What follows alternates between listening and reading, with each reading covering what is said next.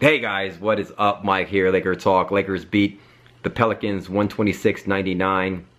Beat the Pelicans on the road to move to 6-4 on the season. This is, by the way, this is like my 5th time trying to record this video. I think the first time I had a cough attack. Second time I caught the hiccups. So it took like 5 minutes to clear my hiccups. Third time I got something in my eye and my eye was like all watery. So I'm a mess over here, but anyway. Glad to get this video out. I actually didn't catch this this game live. I was at a dinner, a dinner at like a Benihana's for my nephew's birthday, and they don't have any TVs. They have bad service, but you know, I tweeted out before the game I was gonna catch it live. Told my Twitter family to hold me down. I mean, shout out to everybody on Twitter who follows me, who tweets at me, and we tweet back and forth throughout the games. Everybody, man. I love listening to people's commentary and opinions throughout the game. And so when you tweet at me, if you tweet at me, you know who you are. Shout out to you because it really helped me like stay up to date with what the game. And I love different people's opinions on what's going on throughout the game. So that's really fun. If you're not on Twitter and you're not following me, follow me at Mike Sports LA. A lot of fun.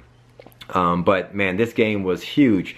I come home, so I record the game. So get this, I record the game on Spectrum TV, which was Time Warner, now Spectrum. Come home, play the recording. Man, the thing like blacked out on me, and then like it errored out, and I lost the whole game. So I'm like, what the heck am I gonna do now? So I go to NBA.com. I'm like, I gotta look at this League Pass thing. I didn't know this, but you can get a game. You can buy a single game League Pass for like $6.99, which is cool. So I did that, watched the game, no commercials, and it's fun to see the game with from other commentator like perspectives, right?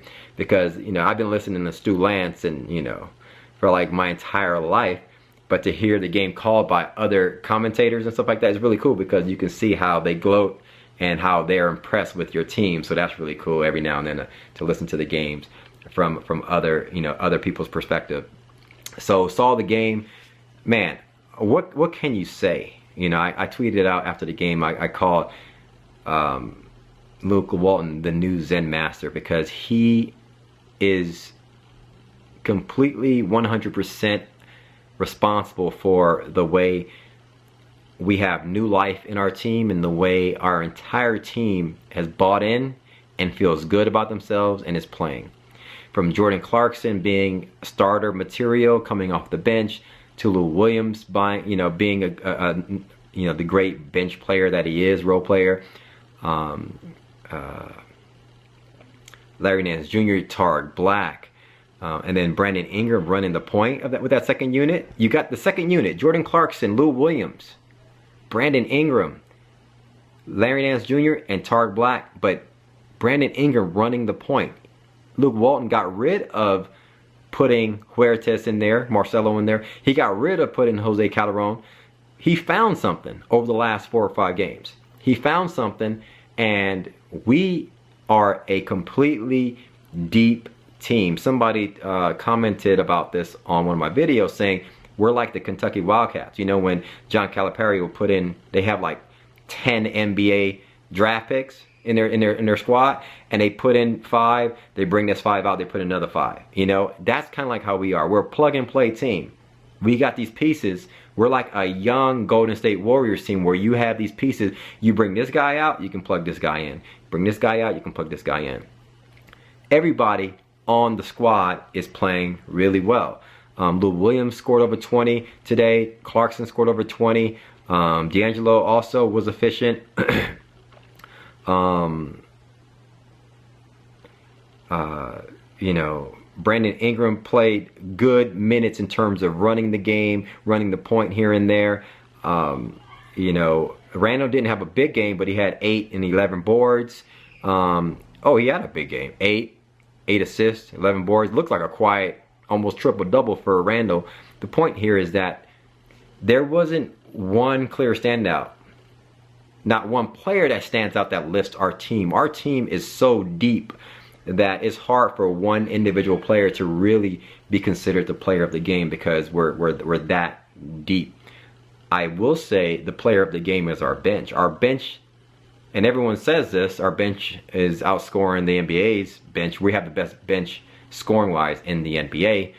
Our bench today scored 72 points of the 126. Now, and a lot of those points at the end, a lot of the points came at the end was from, you know, even from like D'Angelo Russell going off at when the game was completely over. So if you think about, the game was out of hand to begin with, and for our bench to score that much points, our bench is deserving of the credit for this game. I mean, the game was like close. Our bench comes in and bump the lead up. You know, then our starters get hot. You know, D'Angelo Russell gets hot in the third quarter and kind of bumps the lead up. But then our bench comes in and just, I mean, we're killing teams. We're killing teams, meaning that they can't keep up with the amount of talent that we have right now. And it's just really exciting to see. And we just got to cross our fingers that everybody stays healthy and we keep it going. We're 6-4. We play the Timberwolves tomorrow night and a back-to-back. Timberwolves also lost today to the Clippers, so they have a back-to-back as well. But we're fresher. I believe we're deeper. Minnesota Timberwolves is a great team. They can definitely beat us because they have some young talent. But I think we're going to surprise a lot of teams on how good we are. That's just what we got going on, and really exciting to see. Now, a couple of things. Luol Deng, I'm not going to get on. Okay, so here's my thing about Luol Deng, and I want to give a shout out to Lou Williams, because Lou Williams, Jordan Clarkson, I mean, these are like some stars off the bench for us. Now, one thing I want to say to folks is that sometimes everybody will try to, sometimes I'll get a tweet here and there, you were wrong about this person, you were wrong about this person. No, I wasn't wrong about anybody. If I got on somebody, if I criticized a player at a particular moment, guess what? That person was probably deserving, because that's how I felt at the time.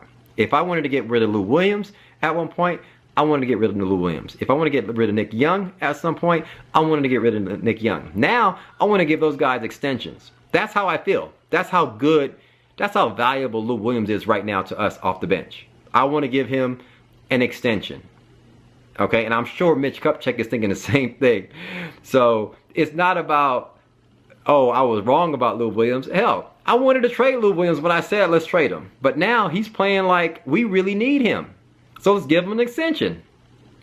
If I was talking about Julius Randle at one point, guess what? He deserved it. Now he's playing like a top 5 power forward in the league. Damn, he's good, you know? So, no, I'm not wrong about you. If I criticize you, that's how I felt at the moment. Now, Luol Deng, we all see what's going on with Luol Deng. Okay. He's 31 years old. He looks 41. There's something going on with Luol Deng. Here's the thing, guys. Luol Deng is better than scoring 0 points, okay? That's just a fact. He's out of sync right now. He doesn't have the athleticism. Everybody around him is getting off. Our entire squad is moving this way. He's moving this way. I'm not going to get on him. I got on Harrison Barnes. We all felt this way about Harrison Barnes. He is a scrub. You put him in the right situation, he's balling. He's looking like Kobe Bryant, right? With the Dallas Mavericks. The point here, hold on. The point here, my son's calling me. The point here is Luol Deng. We still need his veteran presence. It's going to be a situation where he gets comfortable and really find his feel with this team and is going to put up, you know, his 8 and 6 or whatever it is. From what we see, obviously, it's not worth the contract that he got, but that's water under the bridge. We can't get a refund for it. We can't get store credit for it. I always joke about that. Can we get our store credit at least?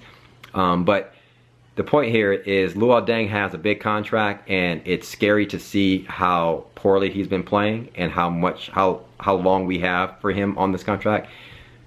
Let's just say this. We're going to need him. We're going to need him. We're not always going to be balling against the Pelicans. Okay? We're going to need his presence. Just keep that in mind. Anyway, we play the Minnesota Timberwolves tomorrow. Let me know how you felt about this game and our squad. Hit me up in the comments below. Thanks for commenting, liking, and subscribing. As always, guys, follow me on Twitter at MikeSportsLA. We'll talk tomorrow after the game. Peace.